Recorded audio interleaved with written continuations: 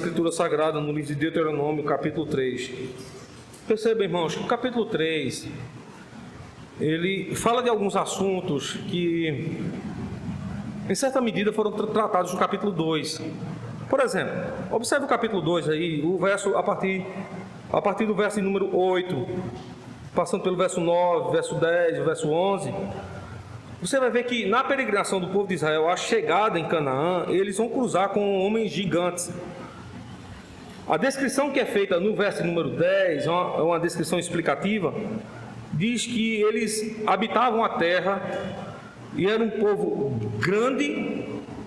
Aqui a palavra grande, ela não tem a ver com altura, mas tem a ver com fortaleza. Eles eram um povo forte e era um povo numeroso. Então você vai chegar no capítulo 3 e você vai encontrar essa descrição acerca da liderança desse povo com o rei de Bazã, que tinha por nome Og. Então, o capítulo 3, em certa medida, trabalhará com alguns assuntos que estão diretamente relacionados ao capítulo de número 2. O capítulo 3, ele possui uma divisão até um tanto interessante. Possui uma parte bem larga, vai do verso 1 ao verso 20. Depois ele possui uma divisão, segunda divisão, uma divisão extremamente curta, verso 21 e verso 22. E por fim, ele tem uma prece, que é a prece de Moisés, que está a partir do verso de número 24, se estendendo assim, irmãos, até ao verso de número 26. Essa prece de Moisés, ela vai do verso 24 ao verso 26, mas está na terceira parte do texto, que vai do verso 23 ao verso número 29. Então, esse texto pode ser dividido da seguinte maneira, com o seguinte entendimento. Se o verso 1 ao verso 20 vão tratar de assuntos que, em certa medida, já foram trabalhados lá no capítulo número 2, aqui o Senhor está mostrando como Ele, o Senhor, é fiel para com as suas promessas. Daí nós podemos dizer acertadamente, como muitos dizem: o Senhor cumpre com sua palavra, o Senhor cumpre e firma a sua promessa. Ainda que para isso ele tenha que atravessar os povos, ainda que ele tenha que derrotar a muitos, mas o Senhor irá cumprir a sua promessa. E a promessa que Deus vai cumprir aqui é porque jurou em fidelidade a Abraão, Isaque e Jacó. Ele vai dar a terra ao povo e vai quebrar uma regra que tinha sido estabelecida a partir do capítulo de número 2, quando o povo temia aqueles homens grandes e gigantes.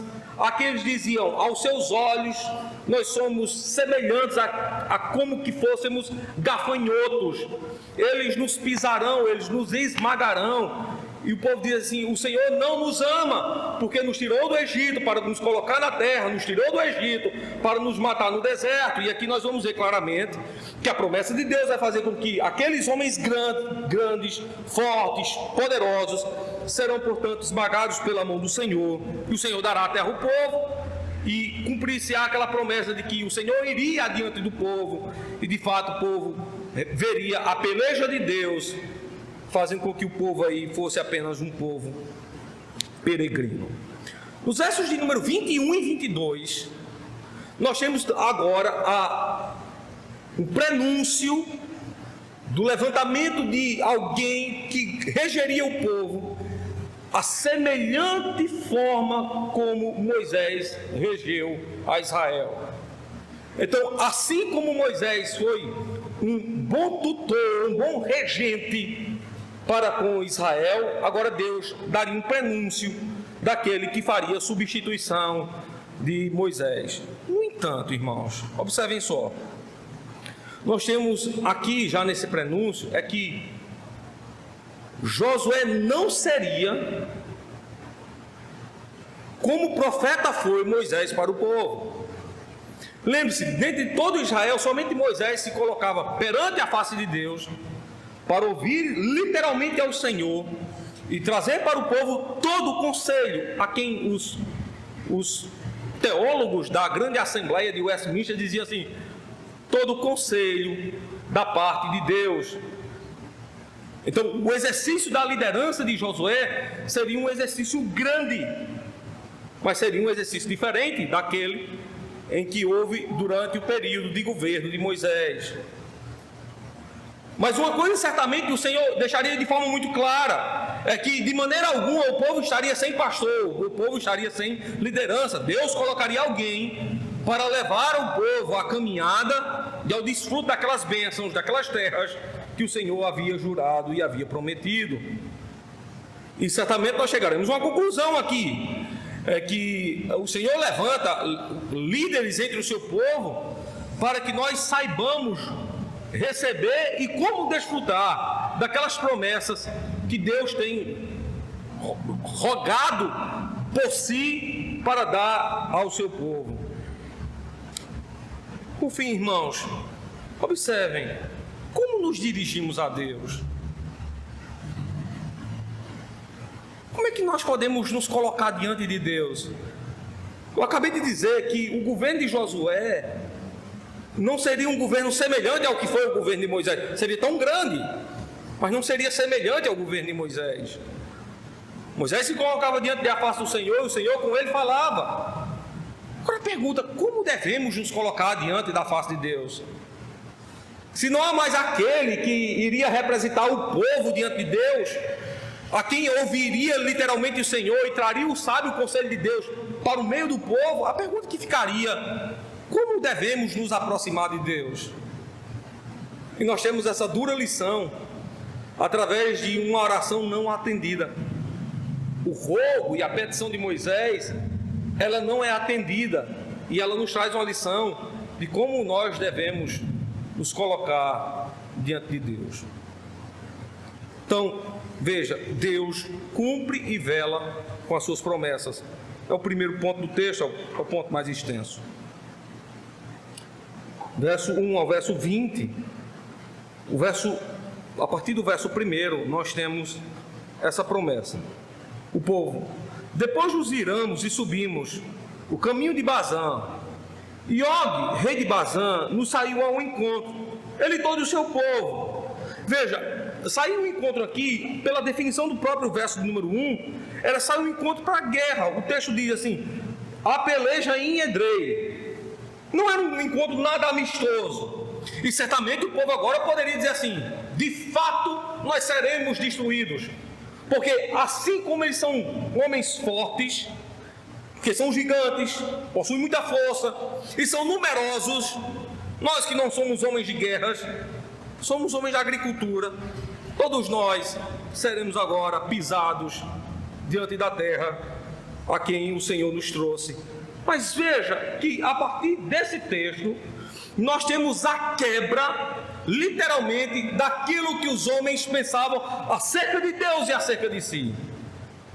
Pensavam eles: nós seremos esmagados. E aqui nós temos um grande problema. É que se isso de fato acontecesse, nós não teríamos o cumprimento da promessa de Deus, que daria ao povo uma terra que mana leite e mel, de que a descendência dos homens que pecaram contra o Senhor seriam preservados a chegar na terra. Todos eles seriam agora pisados. Mas nós temos agora, a partir do verso de número 1, o Senhor nos ensinando que de fato foi à frente do seu povo. Não porque o povo era bom, mas porque o Senhor é fiel. A primeira arte pastoral, a primeira sessão pastoral que nós extraímos aqui do texto e que vale para todos os crentes, é sempre imaginarmos que qualquer bênção que nós desfrutamos da parte de Deus, não a desfrutamos porque somos bons ou porque merecíamos. C.S. Lewis, em um livro chamado Anatomia de um Luto, escrito agora recentemente pela editora Thomas Nelson, ele diz assim: Como poderíamos nos referir às bênçãos e os cuidados que Deus lança de sobre o seu povo? Receberíamos bênçãos e cuidados de Deus porque somos merecedores de tal ação? A resposta do teólogo e filósofo é absolutamente não. Absolutamente não. Ele dava sua resposta, lastreado, naqueles pensadores antigos que nos diziam claramente, fundamentados na palavra de Deus, que qualquer bênção que um cristão prova não é resultado da bondade que há no seu coração, ou não é resultado do seu favor ou merecimento, mas é resultado da fidelidade de Deus. Portanto, nós não somos abençoados porque somos bons ou porque merecemos. Nós somos agraciados porque Deus é fiel, não a nós, mas a Ele mesmo. Então, em Anatomia do Luto, o autor, portanto, pondera sobre essa questão, mostrando claramente que qualquer bênção que os crentes gozam e recebem devido à benignidade, à bondade, à excelência da fidelidade da parte do Senhor. De fato, os espias de Israel, desde o Levítico, desde os Números, desde o progresso da caminhada no deserto, estariam certos, logicamente, uma nação de agricultores e pecuaristas não poderia vencer um exército de gigantes, nem poderia traspassar muralhas enormes. Nós jamais, irmãos, como homens que somos e pecadores, algo que está incrustado em nossa natureza, nós jamais poderíamos pensar em receber algum resultado da glória de Deus, e nem vemos a glória de Deus. Nós jamais, mortos em nossos delitos e pecados, poderíamos imaginar que Deus falaria conosco, que não somente falaria. Agora há pouco nós lemos uma ação de graças por uma de nossas irmãs aqui na igreja, que diz: eu ofereço ação de graça pela minha conversão. Veja, em nenhum momento um pecador poderia dizer assim: eu fui iluminado, ouvi a voz de Deus, Ele me regenerou e eu respondi a isso com conversão. Nenhum homem poderia dizer isso, porque não há um benefício em nós que pudesse imaginar que recebêssemos grandes benefícios da parte de Deus. Ora, o pregador diz assim: olhando Deus dos céus à terra, não vê um justo sequer.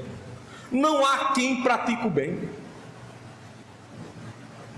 Eu já falei aqui algumas vezes dizendo ali que quando ele diz assim, não há nenhum, o seu olhar é atemporal. Ele não está olhando somente para a sua época, mas ele está olhando para trás, ele está olhando para a sua época e está olhando para o futuro. Não há homem algum que pudesse fazer o bem, que recebesse por esse bem o favor da parte de Deus. Paulo, escrevendo aos irmãos da cidade de Éfeso, explica isso de forma muito clara no capítulo 2, do verso 1 ao verso 10. Não vem de nós para que ninguém se glorie. Portanto, o resultado do recebimento dessa grande promessa de uma terra que manaria leite e mel e a suplantação dos seus inimigos, não é porque o povo era bom, forte, majestoso ou poderoso, mas porque Deus de fato, verdadeiramente é fiel. E veja como Moisés explica isso no texto, irmãos. Olha o impacto das palavras de Moisés. Ele diz assim: e também o Senhor nosso Deus, verso 3, nos deu na nossa mão a Og, rei de Bazã. Se no verso 1 esse está se levantando contra os filhos do Senhor, veja o que o verso 3 nos diz: e a todo o seu povo, de maneira que o ferimos, até que não lhe ficou sobrevivente algum. Os homens fortes, os gigantes, os homens de guerra, os poderosos, de cidades fortificadas, levantaram-se contra os filhos do Senhor. Os agricultores e pecuaristas os venceram. A pergunta que faríamos ao texto: quem foi adiante deles? Será que foi os carros e os cavalos? Os escudos e as espadas? a bravura e a força. Não, irmãos. O capítulo 2 vai nos dizer claramente que foi o Senhor que ia adiante deles. A promessa se cumpre não pelo esforço do povo, mas a promessa se cumpre mediante fidelidade de Deus. Aqui repousa, portanto, a esperança cristã. Nós não vamos à glória porque fizemos algo que era merecedor de glória. Nós não chegaremos às portas das mansões celestiais porque percorremos um grande caminho. Nós não seremos recebidos de braços abertos pelo nosso Cordeiro para a grande festa das bodas, não porque estávamos vestidos palidamente e de maneira gloriosa e de forma triunfante, vencemos os inimigos, suplantamos as batalhas, acabamos com as guerras e nos apresentamos diante do rei. Não, irmãos. Assim como foi para Israel vencer o rei gigante, assim será para nós recebemos a glória. Não depende de nós, mas tudo foi o Senhor que fez, como tudo será o Senhor que fará por nós em nosso lugar. E é interessante que esse entendimento é um entendimento que perpassa toda a Escritura Sagrada. Não fique pensando aqui mas será que essa era apenas a perspectiva da lei? Observe claramente na Escritura Sagrada que não será. Abra o texto bíblico aí, irmãos, em Romanos capítulo 8. Observe com atenção o verso número 30.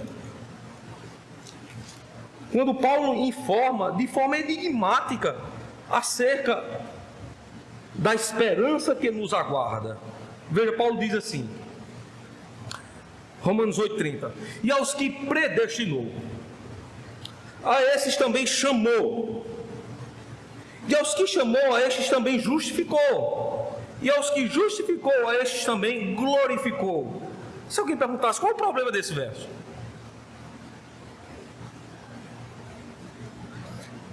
deixa eu lhe fazer uma pergunta. Você acha que você é um predestinado para a salvação? Eu espero que sua resposta seja sim. Então, se você é um predestinado, então Deus lhe chamou. A palavra chamou aqui tem a ver com salvou, salvação, conversão, iluminação, regeneração, novo nascimento. E aos que chamou, a estes também justificou, ou seja, pagou o débito. Pagou o débito. Ou seja, você era devedor, você tinha pecado contra Deus, você não tinha condição alguma de pagar por aquele pecado, por aquela transgressão que você fez. Bom, então alguém foi lá e justificou você. Aliás, deixa eu explicar algo para você. É que justificou aqui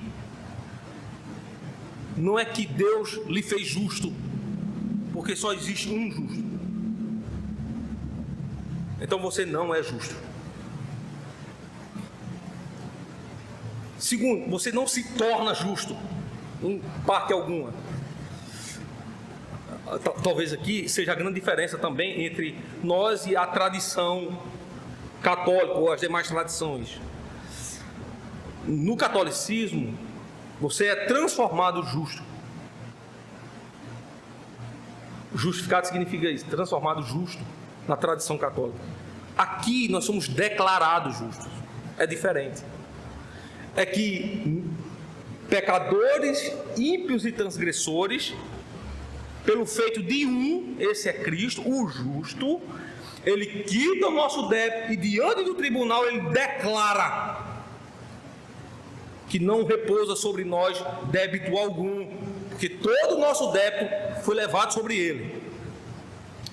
É isso que entendemos quando lemos o profeta Isaías. Então, nós temos o nosso débito quitado. Agora a pergunta-chave: mas você foi glorificado? A palavra glorificado significa morto para a eternidade. A resposta é o quê? É não. Mas por que o texto nos diz aqui que também glorificou?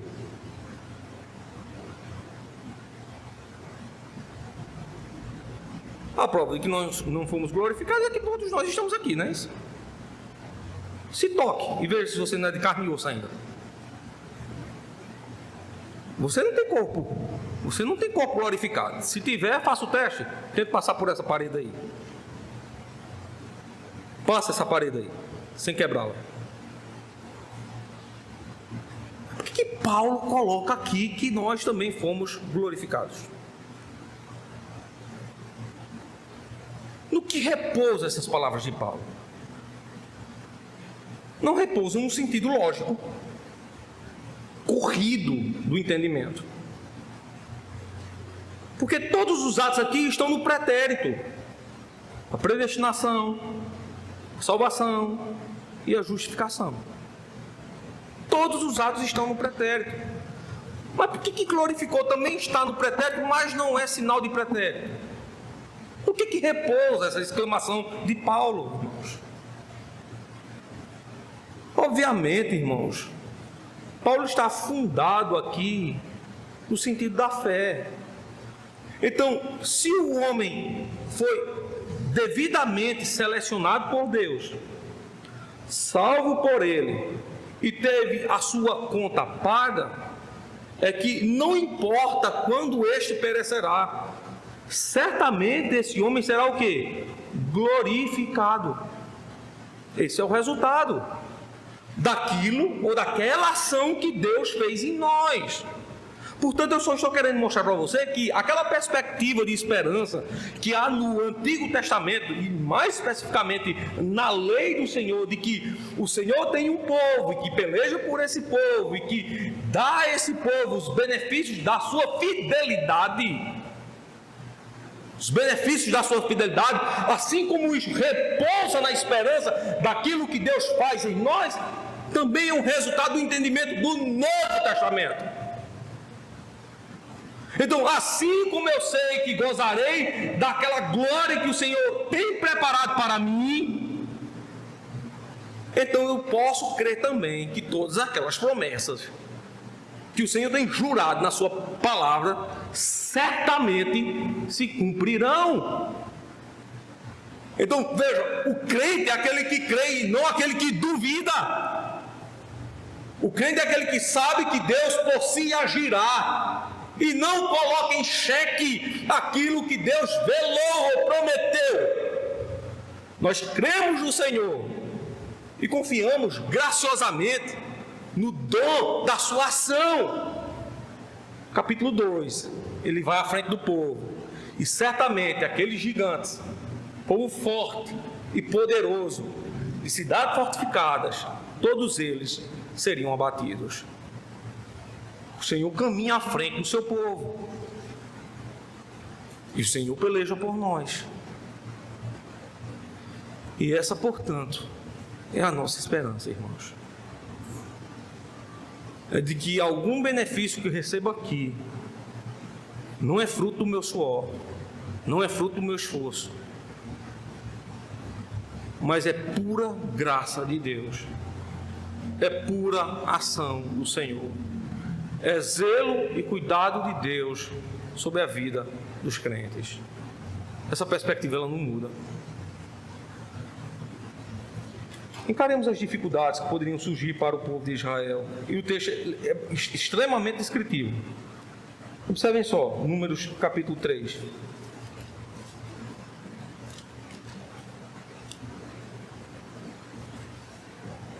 Verso 5. Todas estas cidades eram fortificadas. Olha a dificuldade, irmãos. Com altos muros, portas e ferrolhos, e muitas outras cidades sem muros. Resultado do feito de Deus: destruímos-las como fizemos a Sion, rei de Hesbom, destruindo todas as cidades, homens, mulheres e crianças. Resultado da promessa: porém todo o gado e o despojo das cidades tomamos para nós por presa. Assim, naquele tempo, tomamos a terra das mãos daqueles dos reis dos amorreus, que estavam além do Jordão, desde o rio de Arnon até o monte de Hermon.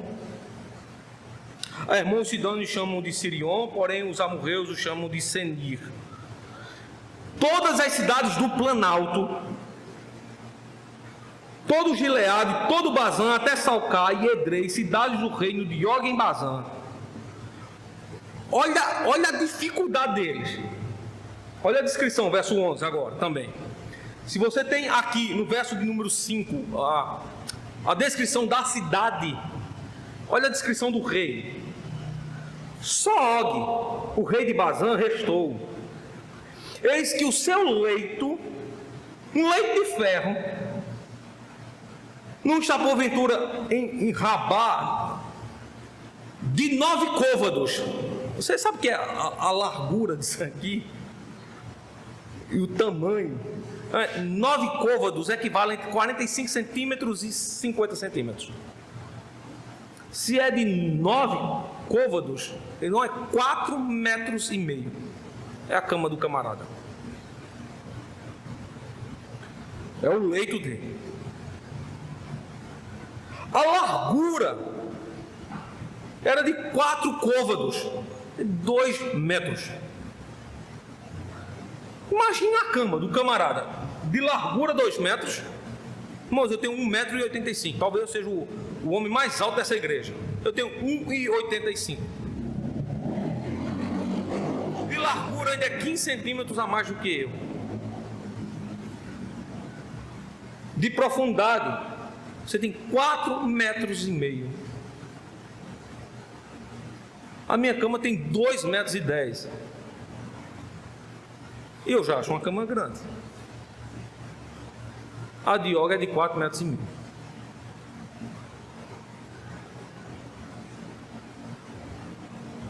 Observe a dificuldade do povo. É este rei que eles estão enfrentando. E são estas cidades que eles têm que atravessar. E a descrição do texto é que não sobrou ninguém desta cidade. E tudo que havia nela ficou de posse dos filhos de Israel. Percebam como o Senhor daria a sua ordem. Verso 18. No mesmo tempo vos ordenei, dizendo: o Senhor vosso Deus vos deu esta terra. Para possuí-la, passai, pois armados vós, todos os homens valentes, diante de vossos irmãos, os filhos de Israel. Então somente vossas mulheres e vossas crianças e vosso gado, porque eu sei que tendes muito gado, ficarão nas vossas cidades que já vos tenho dado, até que o Senhor dê descanso a vossos irmãos como a vós.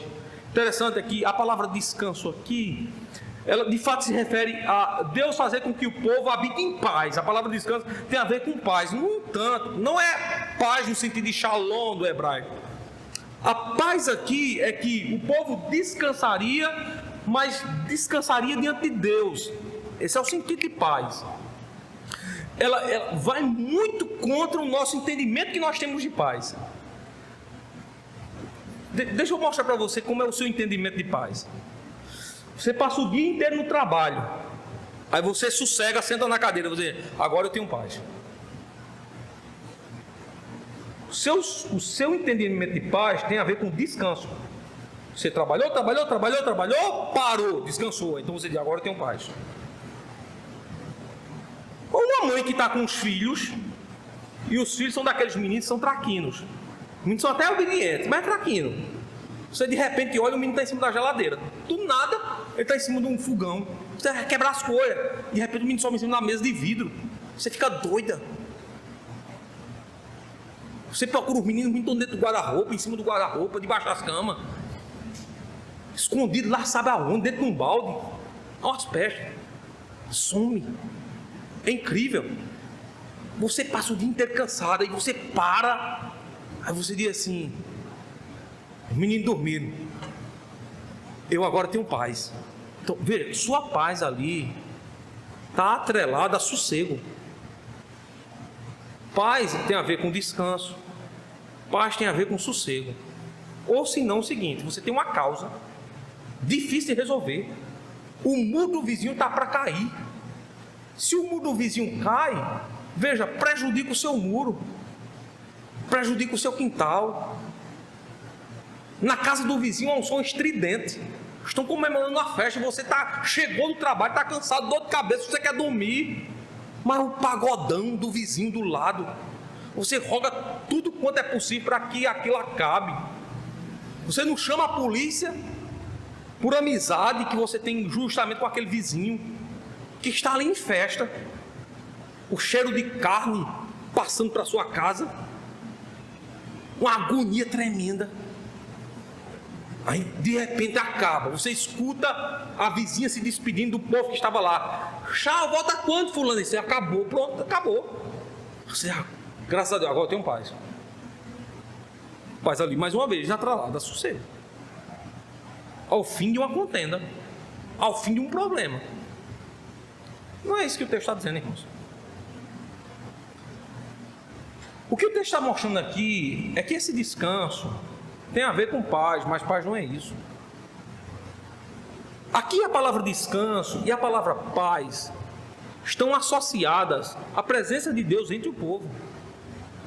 É que ainda que houvesse a gritaria dos filhos, o som estridente do vizinho, o trabalho cansadiço, o povo teria paz, não porque cessou o trabalho, não porque cessou o conflito, não porque cessou o barulho, mas porque Deus está entre eles.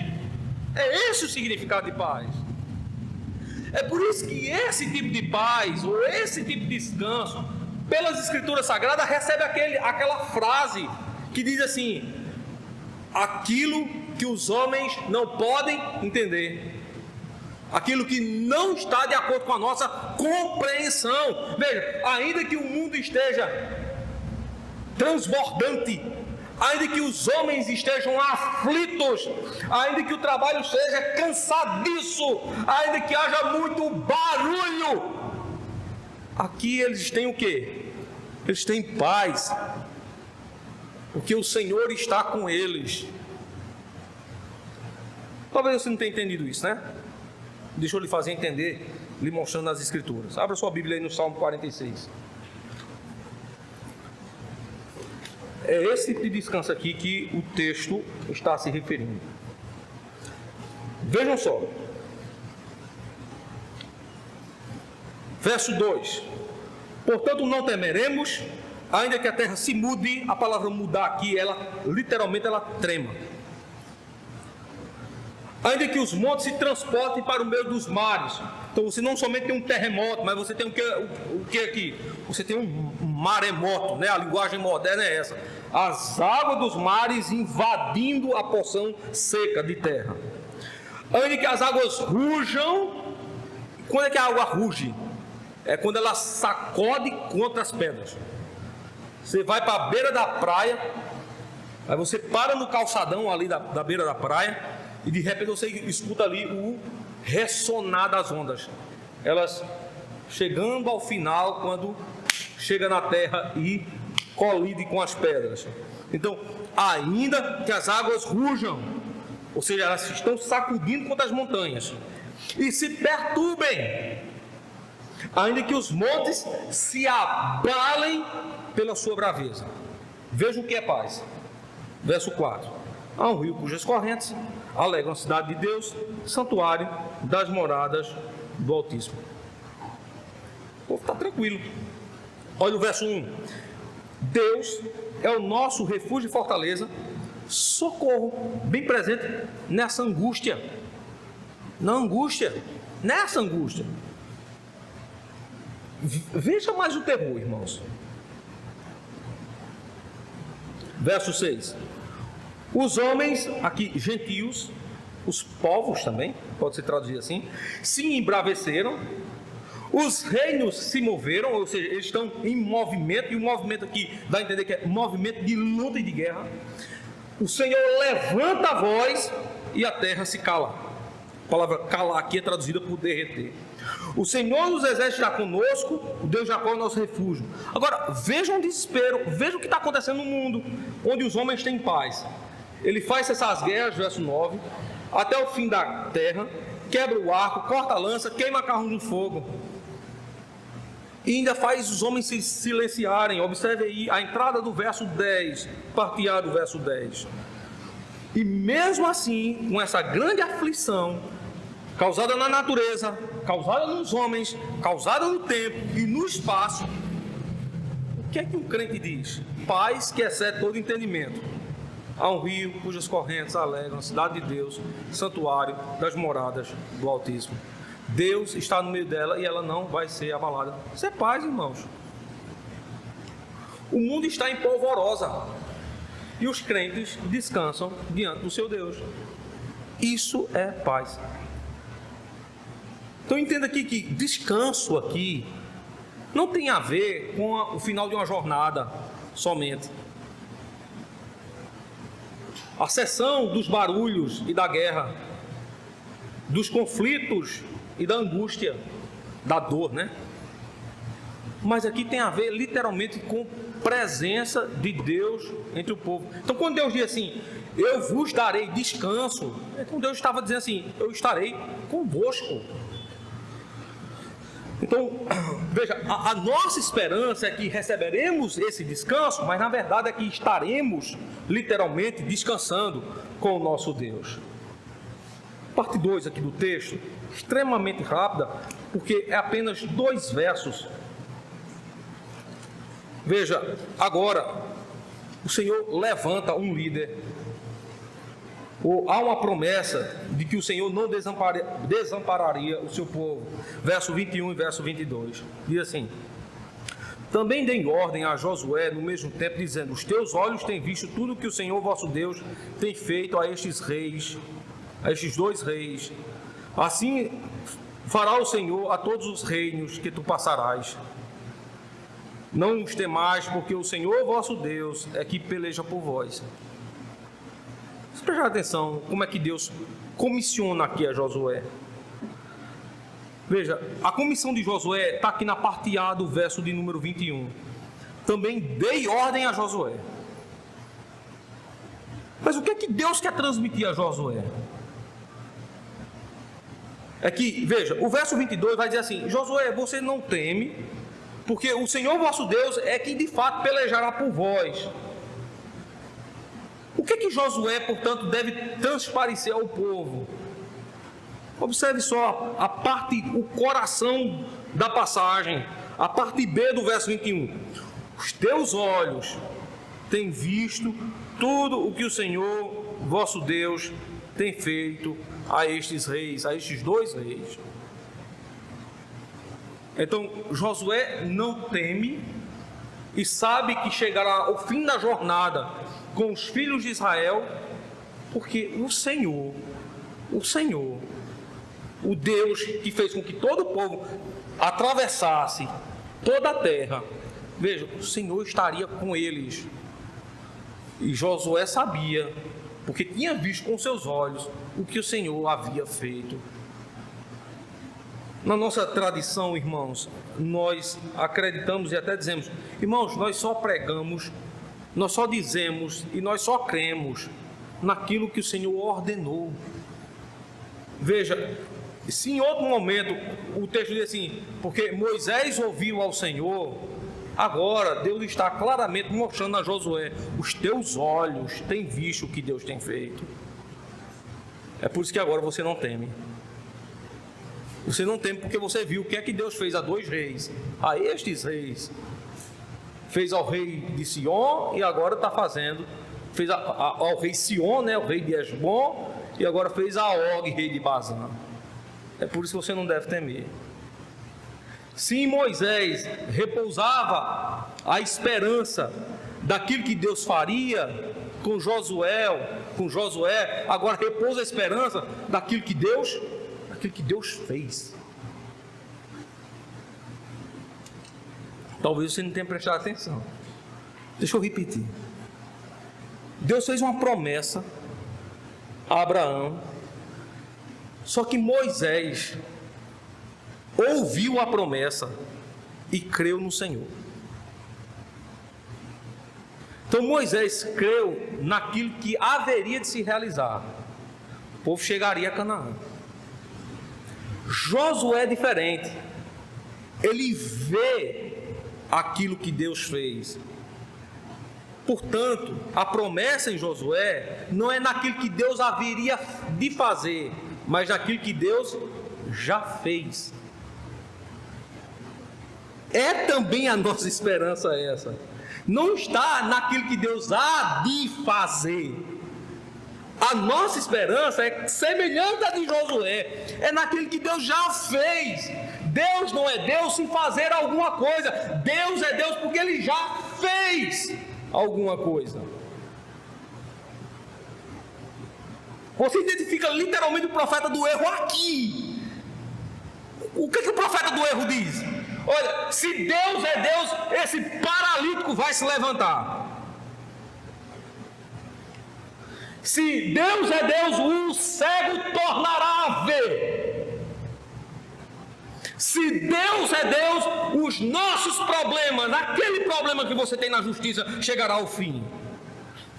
O falso profeta faz isso, irmãos. A sua esperança está naquilo que Deus fará. A nossa não.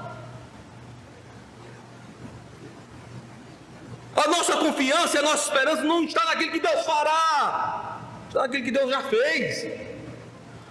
Nós não olhamos para o futuro. Nós não somos astrólogos. Nós não somos videntes. Nós olhamos para o passado, olhamos para a Escritura, olhamos para a palavra de Deus e confiamos naquilo que o Senhor já fez. É por isso que glorificou já é passado para Paulo, porque Deus já fez isso. Nós já estamos mortos em Cristo e um dia seremos ressuscitados com Ele. É por isso que Paulo fala, glorificou pretérito, passado, irmãos. O falso profeta, o falso pregador diz, se Deus fizer isso, Deus é Deus. O crente ele diz assim, porque Deus fez isso, Ele é o Senhor. Foi Ele que fez isso. E Ele é o Senhor. Então não precisamos mais de milagres e maravilhas e coisas que nos chamem a atenção. Está aqui o texto de forma muito clara colocando isso. Por fim, irmãos, terceiro ponto. Observem só a petição de Moisés. Como nos colocamos diante de Deus? Se você não teria mais aquele homem que se colocaria diante de Deus para ouvir o Senhor e para trazer do Senhor a palavra, agora, como é que nós nos colocamos diante de Deus? Vamos observar aqui a oração de Moisés. Verso 24, diz assim, Senhor Deus, já começaste a mostrar ao teu servo, aqui é Moisés, né? A tua grandeza e a tua forte mão, pois que Deus há nos céus e na terra, que possa fazer segundo as tuas obras e segundo os teus grandes feitos. Rogo-te que me deixes, Moisés dizendo, passar para que veja esta boa terra que está além do Jordão, esta boa montanha e o Líbano. Verso 26, Deus encerra, né? Porém o Senhor indignou-se muito contra mim, Moisés, por causa de vós, e não me ouviu. Antes o Senhor me disse, basta, não me fales mais neste assunto. O assunto é encerrado aqui, né? Deus diz, sobe ao monte de Pisga, levanta os teus olhos ao ocidente, ao norte, ao sul e ao oriente, e vê com os teus olhos, porque não passarás este Jordão. Observa a maneira como Moisés orou. Senhor, atende o pedido do teu servo. As palavras de Moisés são justamente essas.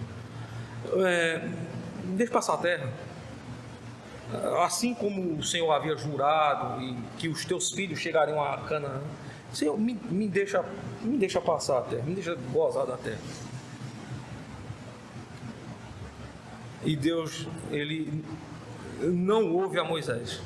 O não ouve aqui é que Deus não sabia o que Moisés queria. O não ouve aqui é que Deus não atende a Moisés. Deus ouviu Moisés e Deus disse, não, Moisés, de forma nenhuma. Todos nós sabemos aqui o motivo porque aqui Moisés não vai chegar a colocar os pés em Canaã.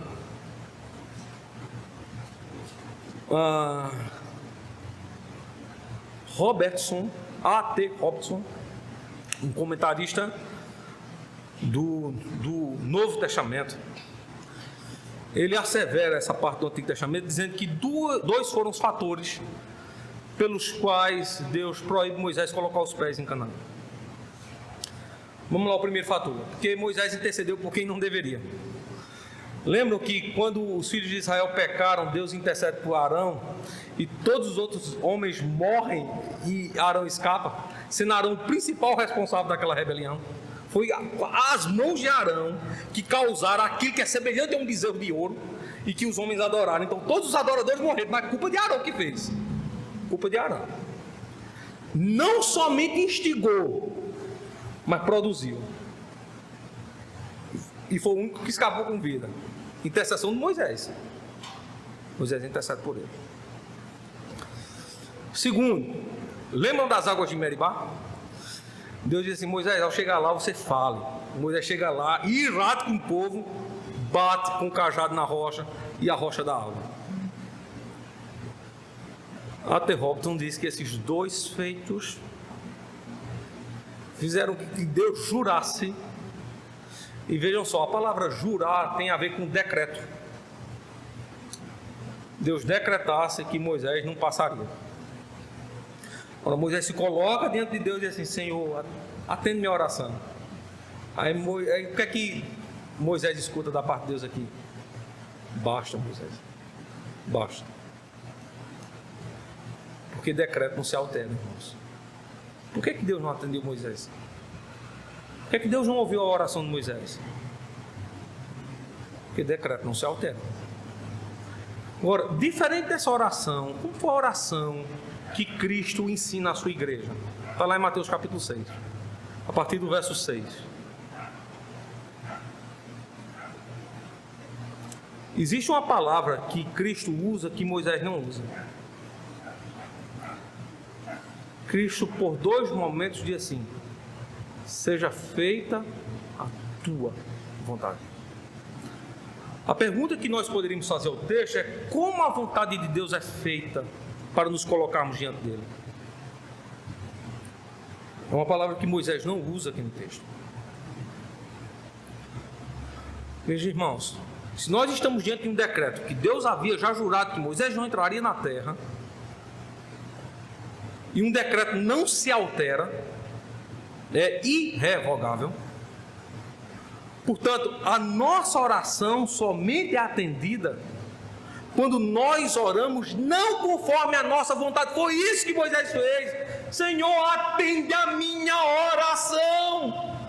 Faz conforme o que? A minha vontade. Deixa que eu chegue. Permite-me que eu chegue. Toda oração que é feita conforme a sua vontade, ela é uma oração que não será atendida.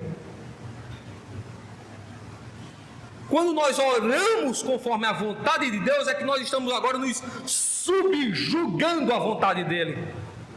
Eu digo: Senhor, seja feita a tua vontade. Eu me subjugo à vontade dele. E qual é a segunda forma que nós dizemos assim: seja feita a tua vontade? Qual é a expressão que nós usamos para isso? Aquela expressão pequenininha, né? Uma das poucas palavras que aparecem em todos os idiomas do mundo. A primeira é aleluia, né? E a segunda é amém. É amém. Seja feita a tua vontade, não a minha.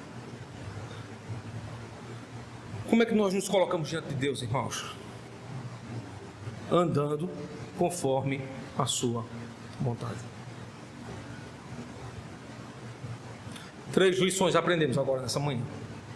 A primeira delas, irmãos, que as promessas de Deus que geram em nós esperança são frutos da vontade do Senhor e não do nosso próprio mérito e esforço. Essa foi a primeira verdade. A segunda grande verdade é que repousa em nós a esperança, a alegria, a solidez de que Deus é Deus não por aquilo que Ele fará, mas por aquilo que Ele já fez. Terceiro, a melhor forma de nos colocarmos diante de Deus e termos as nossas petições atendidas não é quando rogamos: faça-se, Senhor, a minha vontade, atende a minha prece. mas é quando dizemos: faça-se a tua vontade, assim seja, na terra como no céu. Amém, Senhor. Quando oramos assim e nos colocamos assim, Deus nos ouve. E não somente ouve, Deus nos atende. O Senhor nos abençoe, irmãos. E essas 3 lições impulsionem as nossas vidas. Recebemos esperança pela bondade e fidelidade de Deus. Cremos no Senhor por aquilo que Ele já fez e nos submetemos à sua vontade. Amém. Vamos colocar em pé, irmãos. Vamos nesse momento orarmos ao Senhor com gratidão. Vamos receber a bênção divina. E depois vamos cantar o cântico de número 339 do nosso hinário. Oremos. Soberano Senhor, nós te agradecemos e agora rogamos a Ti que leve-nos em paz aos nossos destinos, aos nossos lares. Nos alegra com Tua maravilhosa presença. Nos abençoa ainda mais nesse Teu santo dia, fazendo com que em nosso coração haja louvor e adoração em tudo aquilo que venhamos a fazer. Abençoa a nossa casa, abençoa os nossos irmãos, nos traz à noite para o culto, para que possamos ouvir a Tua palavra e cremos em Teu mandamento. É a nossa oração, o nosso desejo, e assim cremos e fazemos em nome de Jesus, Teu Filho amado, aquele que vive e reina sempre. Amém.